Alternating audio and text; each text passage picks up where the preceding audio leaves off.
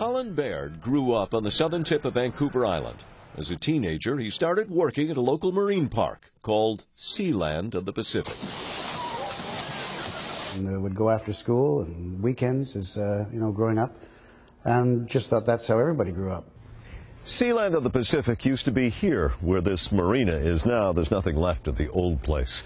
It was an oceanarium. That's an aquarium that was actually built in the ocean, and there were nets that separated the animals, the seals, the sea lions, and the stars, the killer whales.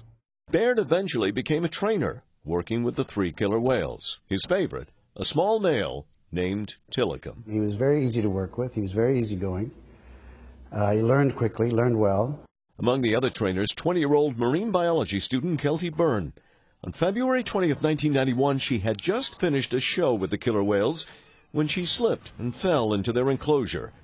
Baird arrived minutes later. The 3 orcas were a little surprised that one of their trainers had seemingly jumped into the pool, although fallen, and they were sort of excited about that. It was something completely out of the norm.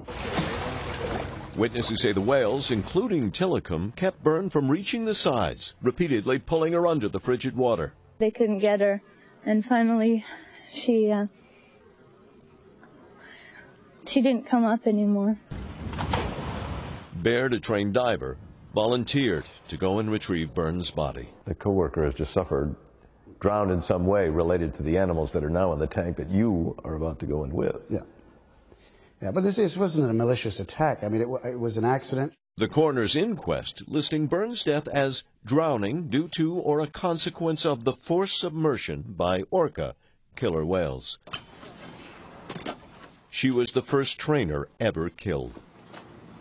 Oh my goodness, it was awful. It was awful for everybody. People in general just couldn't believe what had happened right here in our own backyard. Not long after, Sealand shut down. Tilikum was sold to SeaWorld in Orlando. But residents would hear about Tilikum again. Sheriff deputies have identified the 27-year-old man found dead in a killer whale's tank at sea. In 1999, a man's body was found draped naked on Tilikum's back one morning.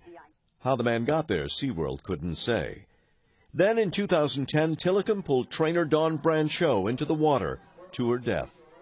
When he first met Tilikum, Colin Baird had no problem with captivity and killer whales. Now, 3 decades and 3 deaths later, he definitely does. Do you blame him? I don't blame him. No.